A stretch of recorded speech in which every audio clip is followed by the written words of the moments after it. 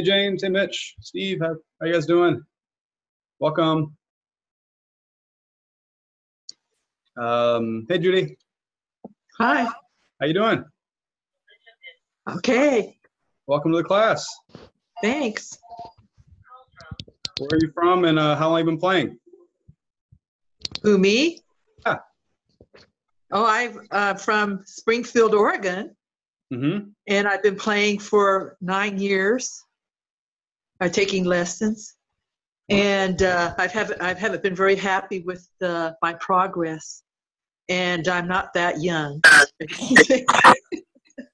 But anyway, I'm hoping that you can help me with some of this stuff as I take my weekly lessons. Absolutely, would love to. Yeah, what are some of the biggest things that you're sort of struggling with right now? Well, I'd like to improve on my vibrato, Mm-hmm. and I virtually have every problem that you mentioned, I think, with my playing. So I'm all 9 years I've been trying to alleviate some of these problems, and my teacher's aware of them, and so he's working with me. But Okay. A lot of yeah. like the tension issues and stuff like that. Oh yeah, tension in my left hand and my right hand. Okay. So, and I think a lot of it has to do. I do better at home than I do at my lesson. And I think so a lot of it is stress when I'm at my lesson. Okay. I tense up a lot. Yeah, sounds like So, nerves. It's kind of the same yeah, thing when nerves. people in front of others, like have to do a recital Oh, or, just play in general for other people. right. I have a real difficult time doing that. And also my husband plays viola. And so one of the reasons why I wanted to take violin lessons was so we could play duets. But so far I haven't felt that I was good enough to do it. I can't seem to learn the musical piece well enough to actually play a duet with somebody. Although I've done it successfully with my teacher. We've played duets at my lesson, and he's fairly happy with some. But a lot of times, because I'm very poor at counting, that's another issue I have. So we have to keep starting over and over again when we play a duet because my counting's so bad. And I took 7 years of piano lessons when I was a kid. And the same thing, I never counted when I was taking piano lessons or playing the piano. And my piano teacher, would sit with me and we clap our hands, to the beat and sing with the song. And so it's not that's that new of a problem. I've had that problem of counting since childhood. So Okay. Yeah, it's kind of the concept of like tapping the head and rubbing the stomach. yeah, right. The coordination. And I think that that's one of the problems I have with counting while I'm playing. Probably is patting the head while I'm rubbing the belly type thing. Sure. Yeah. So you probably related a lot to that concept of when the bow hand is tense, then the left hand will tense up. Right. Yeah. Kind of work together, unfortunately. So Yeah. So one good way to think about that is if you have one working properly, then the other one might have an easier time working properly. Right. Yeah. And I can do it when I'm at home. Mm-hmm. And learning the bow strokes. My teacher taught me how to angle the bow a little bit at the frog and coming down, and then you level it out on the strings as it comes to the tip, and then back up the opposite way. Mm-hmm. And so I've been trying to practice that and trying to relax my hand. He showed me how to change my wrist position. When I bring the bow up, my hand is angled more away, then come up to the frog, and then switch it down, and like you're pulling it. So I've been trying to practice that too. It sounds like all this stuff is just great, training for the brain though, like just having to do all these things at the same time. Yeah.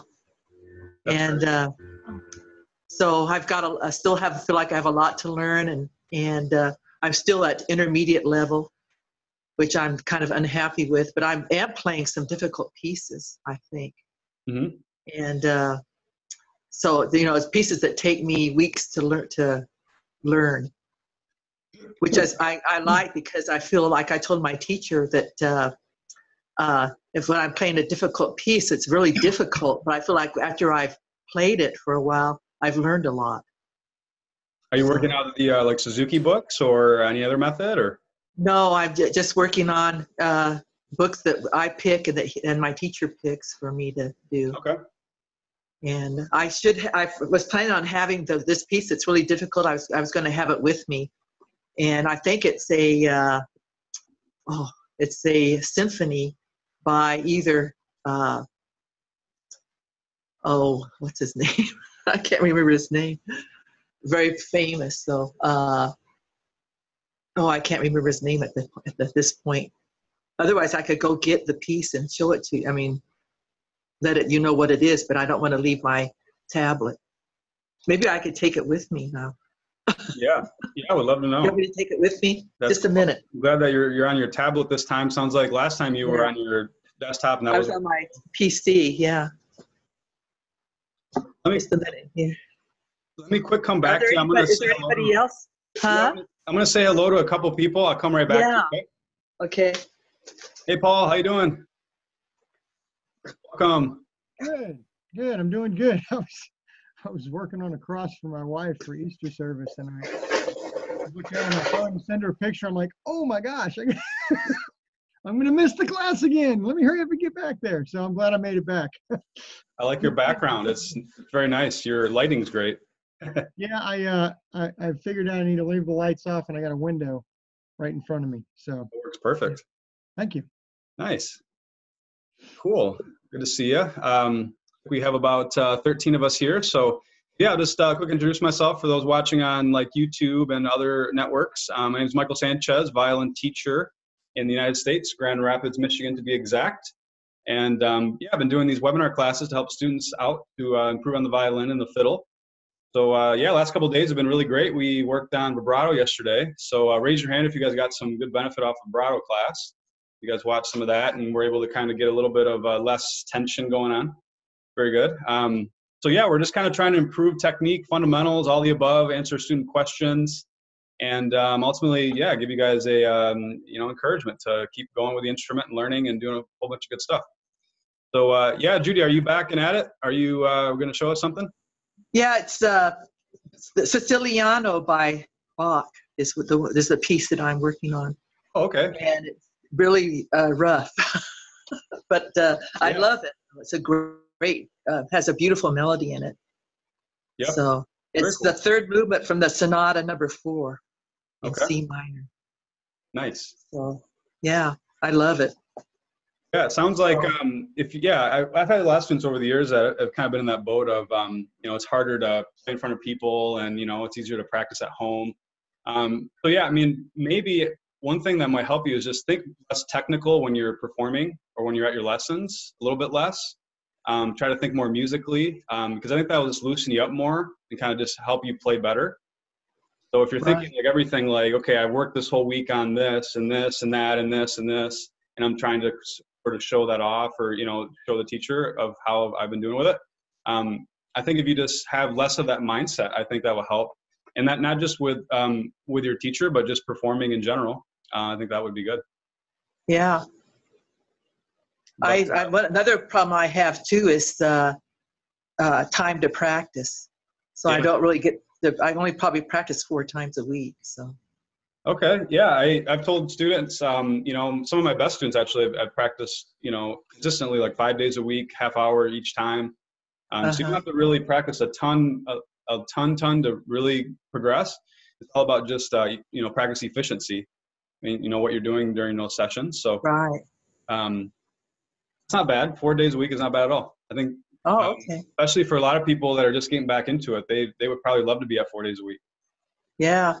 I also practice more than a half an hour. So I have to, because like this Siciliano, I have it sectioned off into sections, the difficult parts, So I play those over and over and over. And sometimes I'll play on this one piece for 25 minutes maybe to try to get those difficult sections down.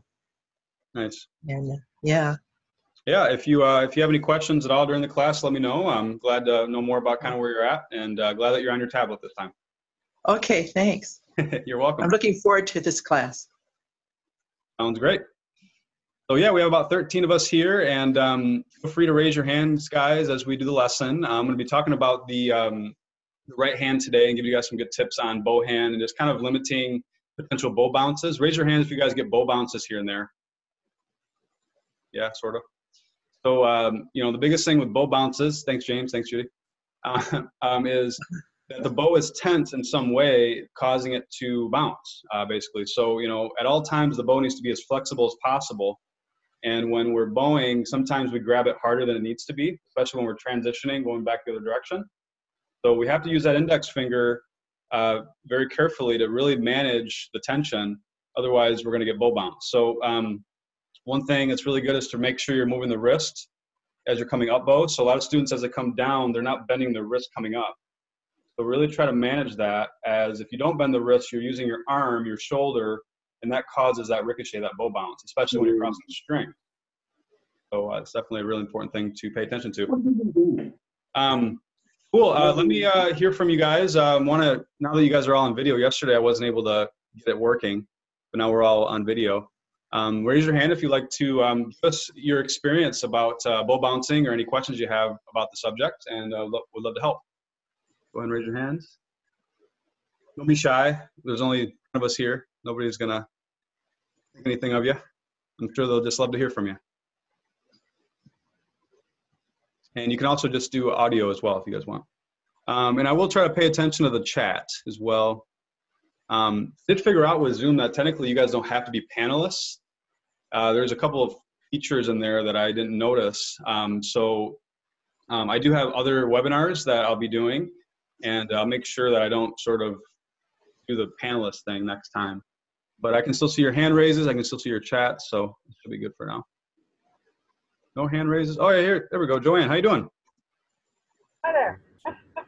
Yes, regards to keeping that thumb bent. Mine tends to want to not keep bent. It likes to go straight, the thumb part. You can see that. And here's that finger I was talking about before, the broken index finger. You can see that. So that's my index finger now. So that's what I'm working with. Okay. The thumb tends to want to stay straight though. I don't know what I'm doing. Now, when you say it doesn't want to stay straight, are you talking about that it should be curved? You're having trouble keeping it curved? Yeah, I'm having problems keeping it bent. Okay. And I don't know what I'm doing to do that. Yeah, like, so why is it going straight on? So typically when a student has a hard time keeping the thumb curved, a lot of times it's because they've really relied a lot and gotten into the habit of using the thumb to guide the bow. So if you're sort of in that mode of, you know, without the thumb, I can't really guide it, I can't transition the bow or get it moving, then you're naturally going to want to keep it more straight. So once you get in the habit more that the thumb actually should not be powering the bow, all it should be doing is holding the bow up as you press down with the index. That's all it's there for. So all that's happening should be this way and never this way. Could it be the balance of the bow itself? Maybe it's too heavy. Well, technically, when your bow is on the instrument, the violin is supporting the bow for you. So there shouldn't be any sort of grab on the bow. Actually, that's a good way to sort of set up your bow hold, is not just like this, but actually on the instrument, so that you're not sort of, you know, grabbing it maybe harder than you should. Here you can feel it drop it. So yeah, then you're technically not fighting gravity. Yeah, exactly. Yeah. Okay. Yeah.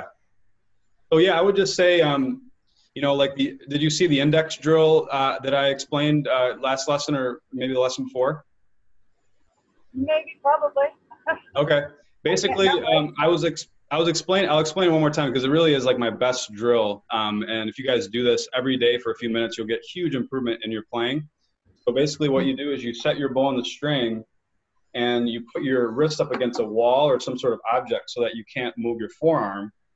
And then what you do is you basically just flick the bow with your index and just kind of get used to the movement of the bow solely from the index and not using the thumb. So it would basically look like this. It will make a terrible sound, but what you're doing is you're working on what happens as you transition the bow, which should be here and not here. Right. Right.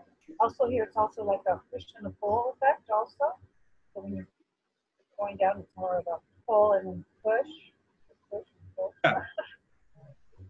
Yeah, so the index, when you're transitioning, so when you're going back the other direction, it takes a little bit of that wrist momentum, but also that index momentum kind of to get it back in this smooth way. And thumb can kind of just, you know, crash the party, so to speak. You know, the thumb will just make it to where the bow gets tense and will make the bow bounce. We have to avoid using that thumb to transition to bring that bow back. So literally, the only thing the thumb should be doing is holding it up. Nothing should ever be pressing this way against the bow. So that would include the thumb. That would include the wrist being really stiff. That would include the arm pushing up against the bow. So there's all these things that can push against the bow, but it's all about what's pushing against it this way, never this way. This way is actually a good way to push up against the bow would be this way, because that gives you certain dynamic levels. Okay, so if you want to play louder, if you want to play softer, the index finger, you press down a certain pressure based on how loud you want to play. So that's good pressure, but bad pressure is this way. That's what causes bow bounce. Oh. Raise your hands. Does that make sense, sort of? Sort of? Kinda? I have to try it to see it work it. Yeah. Yeah, so I mean, like, one way I kind of explain it and show it is whenever you're playing, you should, I should be able to randomly grab your bow and do this with no problem. Right, right. So if you're playing and all of a sudden I grab your bow and you're not letting me do that, then that's the pressure I'm talking about that you're putting up against the bow this way. Okay, okay. And that can be that's caused very easily by the thumb. Oh, okay, okay. So that's that probably, makes sense. yeah, so I would say that's probably the #1 bad habit of violin players is a stiff thumb. I can't tell you how many times I'm working on that with students. You know, I'll tell them that their thumb is not curved, and they'll set it up properly, but then they change it. Like they'll go to the tip. When you're moving also with the bow, does the thumb also maybe straighten a little bit more when you're going up or going down? It really should never change at all, because if it changes, it's kind of implying that it's doing what I'm talking about. Okay. Okay. So you should always keep it the same, because literally all it has to be doing is holding it up. So there's no need for it to change its position. If you didn't have a thumb, it wouldn't matter. What's that? If we didn't have a thumb, it wouldn't matter, right? Right, exactly. Yeah, so really, literally the only purpose of the thumb is to hold it up. So, I mean, if it wasn't there, then obviously the bow would just flap. So it needs to be there, but it really is just a support for the index going down. Okay. That's all it is. So is it more than with the second finger or with the first when you're holding it? So it's the violin, the way that you should really think about it is that the violin is being held, or sorry, the violin bow is being held by the violin. So without the violin, you know, there needs to be some sort of hold on the bow, and that's really not necessary because the violin is satisfying the hold. You know, the ability for it to be carried, right? So don't ever think of it as, I always try to say a bow hold, not a bow grip, right? It's really not a grip. It's really just you're applying the necessary movement to the bow with the index, but the violin is doing the job for you of holding it. That's the difference between a violinist and a cellist. A cellist actually has to hold it up a little bit, right? Because they're dealing with gravity, right? But a violinist has that advantage. So try to use it to your advantage and keep your instrument level so that you're able to keep the bow relaxed as much as possible. So if you're playing and your violin's like this, then you're sort of creating that gravity that doesn't need to happen. Okay. Okay. So hope that helps. That sounds good. That does. Good. Hey, Edward, how you doing? Hey there, Edward. I see you're playing your violin. Maybe you can't hear me. I was actually talking to Edward earlier on the phone. Oh. How you doing, sir? I guess I'm the worst student in the world. Don't pay attention. How you doing, my friend? Not bad. So we were talking earlier about your interest in fiddle concepts. So tell us more about that and where you're from. Well, I'm from Bell River, Ontario, which is just outside of Windsor. If you look if you stand on the dock at Bell River, you can look across and you can see North Detroit. So we're not too far away. A couple hours, I guess, 3 hours.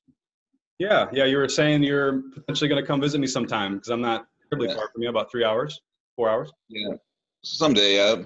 But like I said, this used to be a big fiddling area. Like at one time, we had the Bell River Fiddling and Old Time Singing Contest here. There were tons of old time fiddlers here, but in the last 20 years, they've all passed away, and nobody does it anymore around here.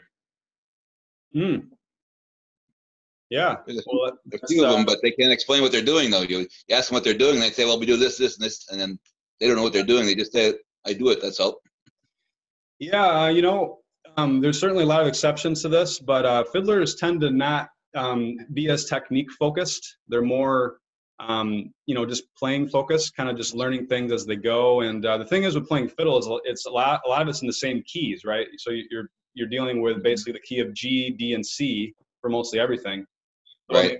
With that, basically, you don't have to play a lot of flats. You don't play in key of F that often. So, you kind of get away with some bad habits with the left hand. And yeah, I see some fiddlers holding the bow way up here, Mm-hmm. And honestly, some of them get away with it and some of them play really well with that. But if you were to ask them to play classical music, they would have a really hard time, 'cause, Well, most of them I know, they play like this. They hold the bow like this. Oh yeah. They hold like this. They hold it up here. They choke up on the bow like this, and they'll go like this.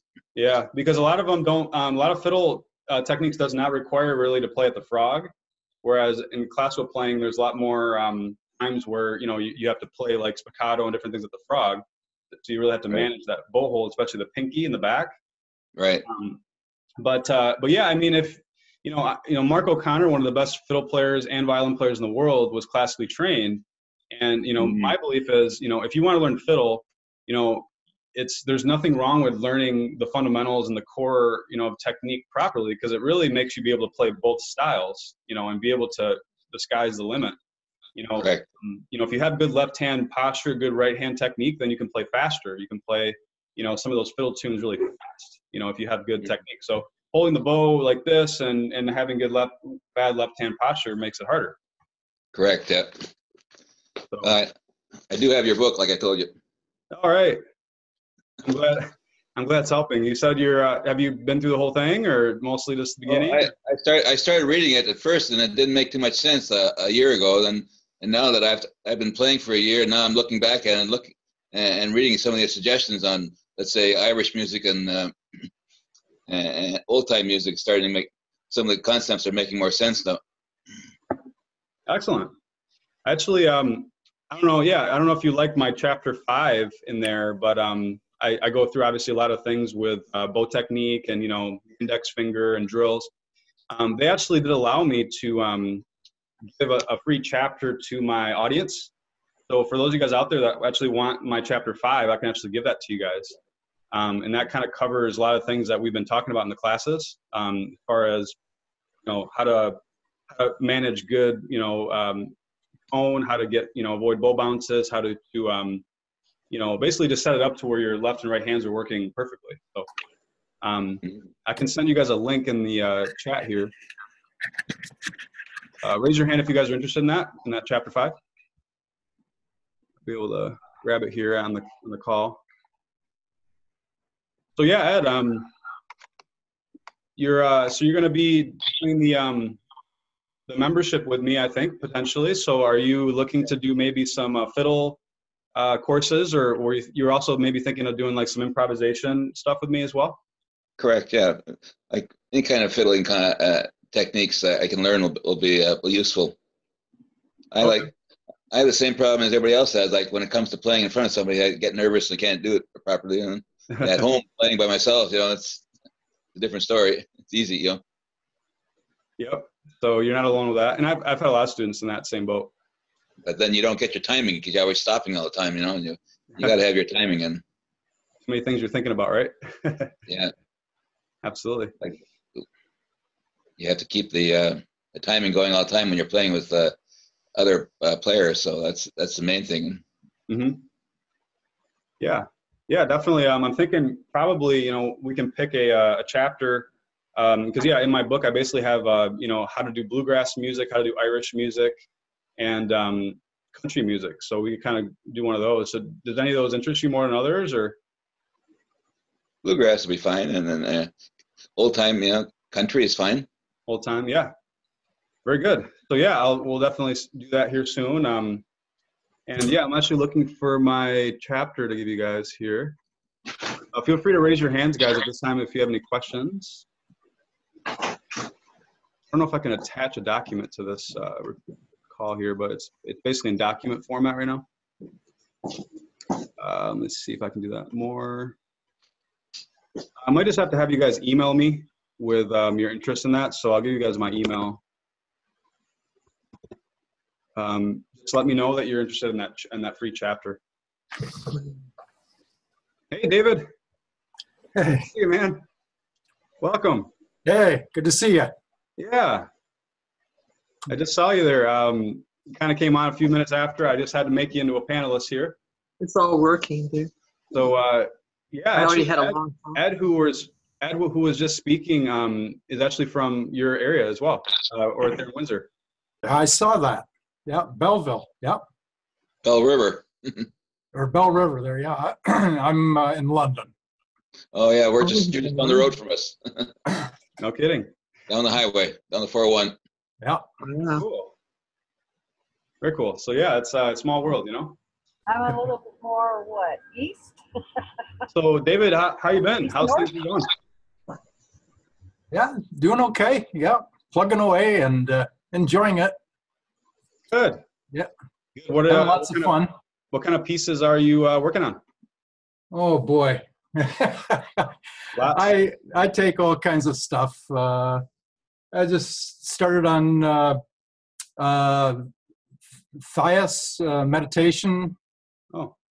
And I've done a little bit of Hungarian dance number 5. Okay. And this one? yeah. Something like that? That's it. Yep. Yep. Okay. Yeah, that's kind of fun. Gets some shift in there, so that's the thing I've been working on some there, and been kind of getting adapted to that a bit. Excellent. Finding some, good progress with your technique and all that, or? Yeah, I'm getting the bow hand working, behaving a little better now. Okay. I remember when you first started, you were shaking a lot, so you probably have gotten rid of that, I'm guessing. Well, to a certain amount, when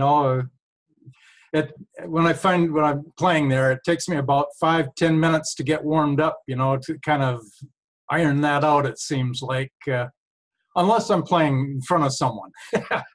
Then it's there all the time. Yep. Yeah, that seems to be a general trend.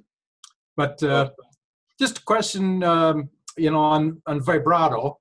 Yeah. Like typically, I have my hand there against the neck of the violin. Yeah. That's kind of my reference and anchor. But when you're doing vibrato, you want to get your hand away from the neck, really, don't you? So that you have, better movement. Is that it, or? So you really want that left hand to be set up in the same position every time. As far as the 4 steps I teach in quite a few lessons. So step 1, step 2, step 3, step 4. Yeah. And then once you're in this position, fingers just fall down. So for vibrato, and like I was actually talking about yesterday in the class, what we don't want is the hand to actually open up at all. So we want the hand to stay vertical this way all the time. So actually implies that we don't want to come away from the fingerboard at all. We want to stay about 1 inch away and just bring the hand directly at us. So yeah, and it's a really compact motion. So there really shouldn't be a lot going on kind of from the natural, position of your hand finding notes. Yeah, your hand will slide along the neck a little bit, as your finger rolls down, right? Yeah, I mean, you kind of want like a little bit of a pinch going on the neck. So I mean, between the thumb and the hand, we Yeah. want just a little bit of a pinch, but we want it to where we can still easily slide for shifting. So Yeah. you don't want any sort of like rough restriction. You want to be able to feel that, but you also do kind of just want a nice clamp to where your hand's not kind of shifting around. You want it to be enough where that hand position can stay solid. That makes sense. So it's a little bit of a balance there. Yeah. So if you don't have enough clamp, then yeah, like the vibrato kind of will make your hand move, like shift around too much. And we always want the hand to be in this back position. We never want Right. to shift up. So we want it's basically a rocking motion. We want it to rock and never slide. Yeah, that's kind of the problem I had there. I find there that I do have to kind of clamp. But then if I'm not clamping firmly, my fingers will slide on the string a little bit rather than, rolling, from the pitch down and then back up. I'll skid around and I end up being a little sharp and then it goes. It sounds like in that scenario, I mean, like 95% of the time it's the opposite for students where they're gripping too hard into the fingerboard. But it sounds like for you, you might actually have a little bit less of pressure to where if you are sliding, then you could be actually pressing this a little bit more with your fingers into the fingerboard. Because if you press enough, then the finger won't slide, it will only rock. Yeah. So I would recommend, and one thing that actually might help you, David, is to aim more towards the nail. Because if you use the very edge of the skin right before the nail, that's the hardest part of the skin that requires the least amount of pressure. So if it could very well be if you get a little bit closer to the nail, then it would help as well. Yeah. As long as the hand doesn't ever slide, that's kind of what you want.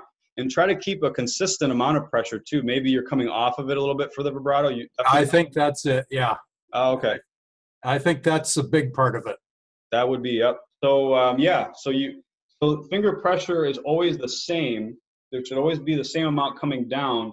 The vibrato does not affect that. The vibrato only waves that or only fluctuates the pitch, but it never should change the pressure. Yeah, you only want to change the length of the string. Yes. Sounds like that's what it is, yeah. So I would just try to simplify it more like I was teaching yesterday, and I recommend that you watch that vibrato webinar from yesterday. I went through a lot of good stuff there. Maybe you did? Sorry, I missed it. Oh, that's okay. Yeah, it's posted on the Facebook page. But yeah, basically was explaining how much of it's a really compact and simple motion. A lot of people just overdo it and it just makes more tension happen. So really it's just about being consistent and doing just a small motion slowly and doing it the same way and, making it simple at first like this. And maybe you're just you're overdoing it a little bit. So yeah, basically in that webinar, I was going through and kind of showing you how slow you should really do it at first, which is like this.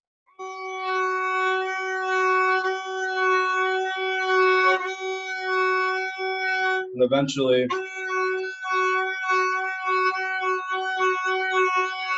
like that. I'll check out that video. Yeah, and I show it, a Shokin farewell at the end, kind of getting more progressive into the musical part of vibrato. So yeah, that's a really good sort of representation from start to finish. Good. Thank you. Good to see you. Yeah. Awesome. Appreciate all you guys here today. Some great people I've not seen in a while. Feel free to raise your hand at this time if you'd like to ask a question or say hello. I've talked to a few of you guys now, but I'd love to talk to more of you guys. Otherwise, I'd like to go back into some more technique.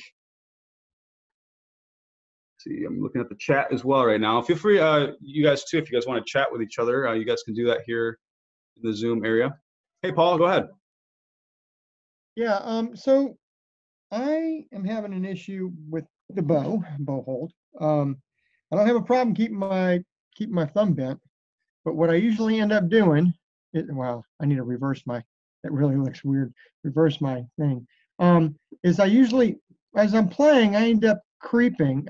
I've been working on using my index to control it, but the problem I'm running into is I'll start here, you know, with the, let me get that the right way. Start here like this, but then I end up creeping, and I'm like, it doesn't feel right. But I don't know if it's too relaxed or, but yeah. Great question. Great point. So basically, what you're dealing with and what a lot of students deal with is, that sort of bow creeping, I call it. Creep. So, one reason why that can happen, there's a few reasons.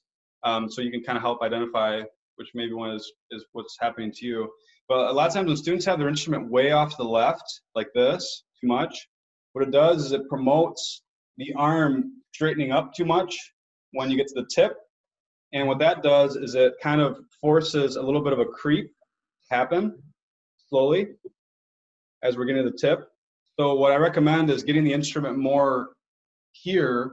And the way I teach it is basically you want to square your shoulders to your music stand. Okay. So you don't want to be like this, like you're shooting a gun. We're not shooting guns here, right? Right. we want to square our shoulders, and then we want to point the scroll at the left side of the music stand. Okay, so that might be like really far off for you guys. Some of you guys might be really used to this violin being way to the left in left field. That would be part of my problem. That's okay. So I was going to say there's one or two things that would be what it is. Yeah. So that is yours. Sounds like Paul. Could be another thing as well. So yeah, first, just to finish that point, make sure you guys are working on kind of getting the violin more at that 45-degree angle, because what that will do is it will make your arm more like this at the tip instead of like this. Like this. This is bad because, and also what this does is it implies and kind of promotes crooked bowing when you're this extended at the tip. If you bring your instrument more in, now our arm is relaxed, and now we can keep the bow straight, and now we can kind of manage our bow hold easier and not creep. The other thing would be, and it is possible that you do have too less of a bow hold, like your grip is too soft. Some people take my tips and other teachers' tips a little bit too literally, where like they're barely even holding the bow. And then obviously as they start to go, you know, they just kind of lose it. So in that case, that's very rare. It's probably like 1 out of 30 students. But in that case, just try to have a little bit more of a grab with the thumb. I hate to say that tip for a lot of you guys, because you guys do not need more grab. But that would be the case in that scenario. But yeah, it's probably like you said, Paul. It sounds like that's yours is the instrument. I think it's instrument hold. That's probably, now that you mention it. It's been away for a little while. That's one of the basics. Yep. Yeah, another thing too that you guys can do. Actually, if you guys want to grab your bows, let's actually do a drill together. This actually kind of helps promote. There you go. You got it. This helps promote, good bow hold as well, and also managing playing at the frog, which is really helpful later when you get more advanced. But the pinky should be on top of the bow like this, and not be so tilted off like this. It should be on top and also curved like this. Okay, so one thing you guys can actually do is work on keeping the bow pinky curved and pushing down into the stick and making the bow rise like this. I call this the pinky drill. Okay, right now we're working on flexibility in the pinky, because a lot of students, what they do is they guide the bow with the pinky and they have it stiff, just like they have the thumb stiff. So these two fingers can easily be stiff up against the bow. And with the pinky, we want to avoid that. And by doing this drill, we're working on flexibility, so we're not pressing, but we're keeping it in the right spot, like this. So we're lifting the bow with the pinky, basically. You guys want to try that? Yeah, that's a really good drill to kind of work on. I'm looking at you doing it, Paul. You could actually get, oh, that was better. I was gonna say you're not kind of flexing it, kind of coming back to this point, but you're doing it better now. Good. Paul, try to have your fingers kind of more over the stick, kind of flopping over, relaxed. If you have your fingers kind of more like this, these middle two, it implies that that tension this way that we've been talking about. If you're kind of more here instead of kind of just resting and laying over. Better. Yeah, and then try to have your index finger about right here over the stick. Right now you're a little bit here. So if you're more here, it kind of helps promote a more relaxed bow hold. A little bit more. It's probably gonna feel a little weird, like you don't have control of the bow. Is that right? I've done this way too many times. That's actually Completely out of control. yeah. So that's actually what you want to feel when you make this adjustment. You don't want to feel like you're having more control. You want to feel like, oh, I'm losing control, because that lack of control that you're losing is good, and you make up for it with the index. You make up for it for what you do here. That's actually really good bow hold, Paul. That's really nice. It looks good. I'd tell you if it wasn't. That makes a world of difference. Good. Just realize that. Yeah, I was too far. I won't strum. Sorry, I won't. But I was out here instead of here. Yep. And that's just way more easier to relax. Way easier. Oh yeah. So, yeah. Let me see. I moved my camera. Sorry, y'all. I'm trying to get used to where my camera is. But okay. Yeah. Thank you, Michael. That makes a world of difference. Yeah, and you went from literally like you're holding the bow like this, and now you're holding it perfect. Like you're holding it really nice. Well, I was trying to come out here in control instead of being here in control. Yep. I totally missed that. I was on the other side of my knuckle. Yeah, it's easy to do that because like when we write, we kind of use the tips of the fingers to write. Yeah. We don't use the hand to write. We don't put the pen in here. So that's kind of where it's, if somebody's trying to guide something, it seems like it makes sense to kind of guide it more here, but really it's a lot better to guide it, farther. Maybe that'll make it easier, because the other problem I have is, two different pressures with when I try and create pressure with the right hand, Yep. then I end up using a whole lot of pressure on the left hand, which totally messes everything up. But that will actually alleviate that a lot, I think. Good. Do you want, if you want, play a couple notes? I can maybe give you another further tip, just another thing to work on.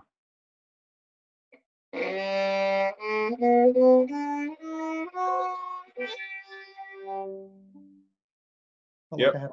And what you're going to find with making this adjustment, Paul, is you're going to feel like you have less control of the bow, and that's normal, like I said. But what's going to happen is your bow is going to want to drift a little bit because like you're not as in control like you're used to.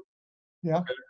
So what I would recommend is watching yourself in the mirror and just make sure that your bow is straight, because as you're making all these adjustments, you're probably going to think less about bending the wrist.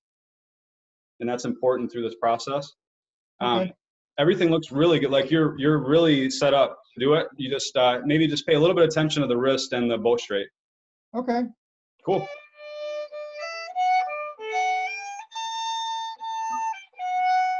Cool. Thank you, Michael. Yep, you're very welcome. Thank you for playing. You're the first one to play on the webinars, by the way. Hey. You get the award. You can always say that you're the first one. So yeah, see, that wasn't so bad. Thumbs up if it wasn't so bad, Paul. Wasn't so bad. All right. Anybody else? You guys don't have to feel fear to play. I'm here to help. All right. Anybody else want to chime in and say anything? Ask a question?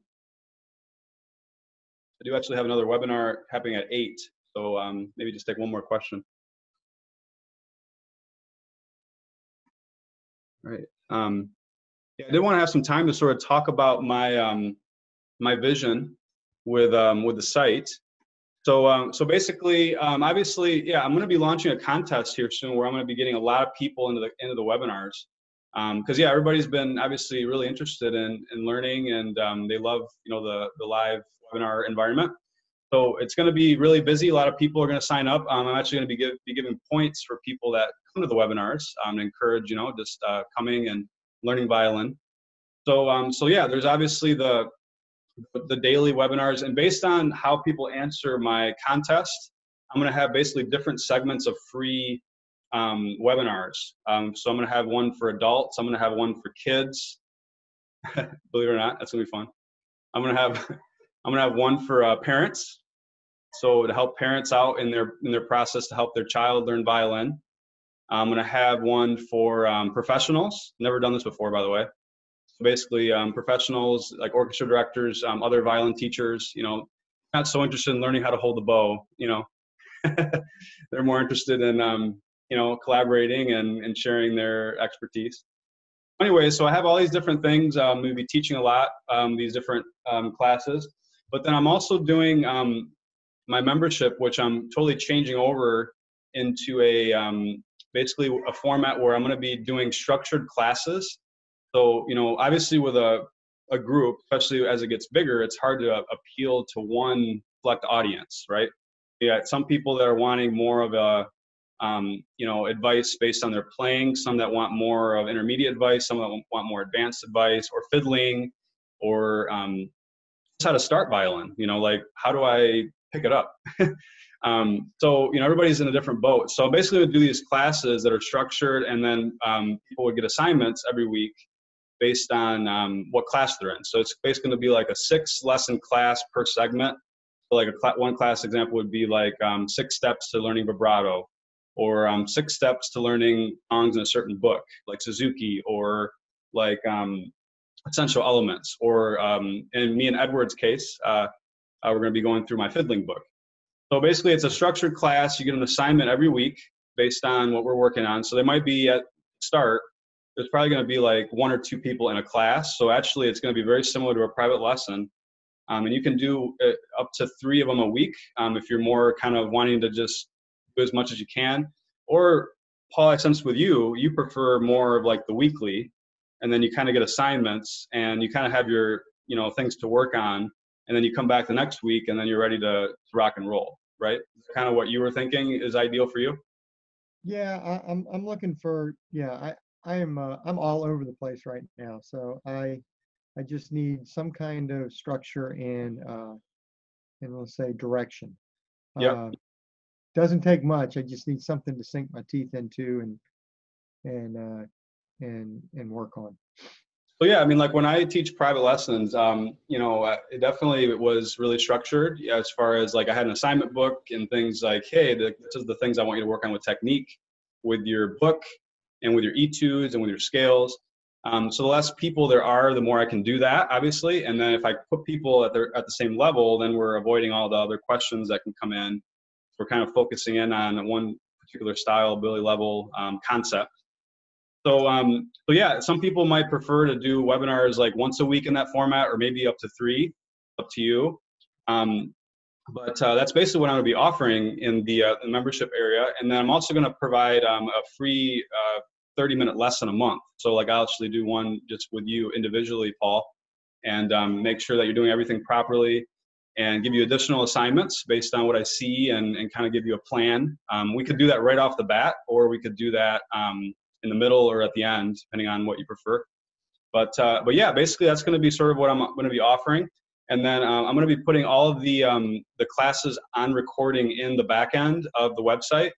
So like once I get done with 6 classes, then I'm going to be putting that into a structure so you can watch it later. So basically you'll be able to rewatch stuff. And if you miss a lesson, that we're doing in a live format, you can watch it later. So yeah, basically it's going to start getting more diluted in the sense that there's going to be a lot of people, and the membership kind of provides more of that personal touch, and ability to kind of get more one-on-one with you guys, especially those that are, really interested in getting into a structure. So yeah, what I'll do is, also I've gotten some feedback on pricing and stuff like that. So yeah, I mean, I basically normally offer my lessons, private lessons for a half hour, $50 a half hour, for one private lesson based on my experience as an author and as a really good teacher. So what I'll do is actually still give you guys a really good deal on the whole package. So it basically would be, you get my 1 lesson a month, and then you get all the webinar trainings with me personally. I'm doing all the webinars, by the way. All the recordings, and then also a Facebook private group. So I'm going to do a discount that I'm offering right now. So basically it'll be $79 a month, and then a join fee of $79. So you guys can try it out for a month, kind of see if you like it. And if you feel like it wasn't enough for you, or you weren't, learning and improving from it, you can always cancel after a month. But yeah, basically it would be that. And just the interaction with me alone, with the private lesson and the Facebook group alone is a lot of value. And then, for example, like I'm going to be starting doing a fiddling class with Edward tomorrow, and he's going to do 2 a week. And basically, so he's going to learn improvisation with me on a private lesson basis, basically, and going through my book. So that's what he wants to do. So Paul, if you were to call me up and tell me you wanted to do, Suzuki, or maybe you want to do, or you tell me what books are you currently working through that you might be interested in? Right now, I have I've been out of it for about 8 months, 8 or 9 months at least. I finished Essential Elements, and I was just starting to dig into some miscellaneous stuff in Suzuki. And what I really want to get to, I love classical music and I love classical violin, but I really want to play in the worship band at church. So I want to pick up some contemporary, and I really think learning the classical, I think I'd be able to pick up a lot of the contemporary by ear. But that's where I'm at right now.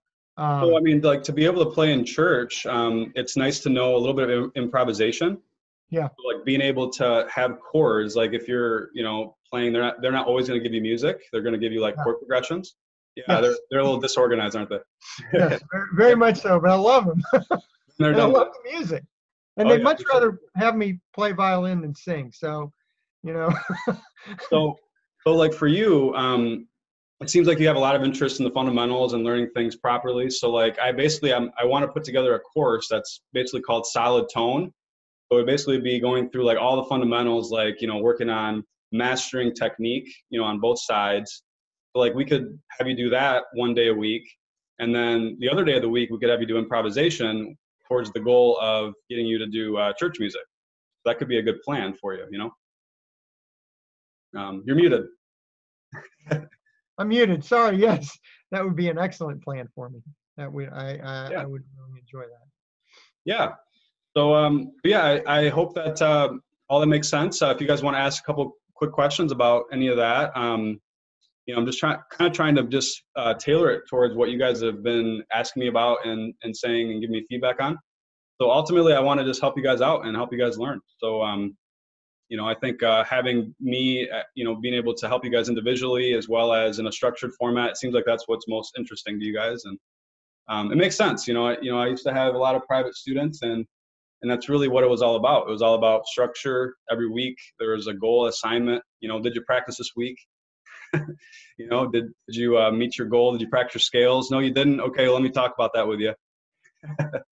That kind of stuff. So yeah, for some of you guys too. I mean, I have the these classes as well, and you guys can just kind of keep getting good tips from it. And Paul, you might enjoy doing these as well as the other classes too. If you're bored on a Friday night and you want to get some vibrato tips, you could come in here, hang out with some buddies, as I'm sure you get to know others. And yeah, you guys, it kind of just allows you guys to kind of formulate what you want. You can go to as many webinars as you want. You can do the private lesson. You can do the hangouts, whatever you want to do, whatever's going to help you. So thank you, Michael. Yeah, you're welcome. Any other questions before I go to the next webinar? Busy. I'm really enjoying it. I'm enjoying the classes a lot. I love teaching, and it's who I am. I appreciate students and learning and teaching. So hope you guys have enjoyed the classes so far. Thank you. Any questions? Let me post a link to the, I'm basically going to be offering, because right now the price of the membership is $179 plus $79. So I kind of had some other things I was going to include and all this stuff, but I'm kind of simplifying a little bit, and I'm wanting to, make it a little bit more affordable. So I do have a link that you guys can go to get a discount. So I'll post that in the chat here. And what you guys can do is just message me on Facebook if you have any questions. So that's like my current offer that I have going on for a few days. So it's basically, like I mentioned, $100 off the join fee, and then $79 a month. And then you guys can check it out and cancel after a month if you're not happy. But ultimately, I think you guys will be really happy with it. It's going to be a lot of instruction, a lot of personalized information, because yeah, I mean, there's not a lot of people have joined yet. So the Facebook page that I'll be putting together, you guys could ask a question and I'll get right back to you with an answer. And I'll do video feedback as well on Facebook. So it might be a thing, if you're dealing with an issue during the week, like let's say I cannot figure this out, my thumb is not doing this properly or this or that. I could just do a video on my computer and just send it to you on this private group, and help you guys out during the week when you're struggling. So, hey Jesus, how you doing? Any other questions? I will be putting this recording on the Shack community page, so you guys can always plan on the live recordings being on there. Let me give you guys a link to that just in case you don't know where that is. So that's basically where I'm posting all the recordings of these free classes. And then all the paid classes, all the membership stuff, I actually have a back end for that. So if you guys decide to sign up, you'll get access to that back end that will have the library basically of all the lessons and courses. And I've already put together about 50 hours of content into that area already. And it's basically from all my past videos and all my past webinars and things. Yeah, I've done a lot of classes in the past. Paul, you relate to that, you remember? Lots and lots of classes.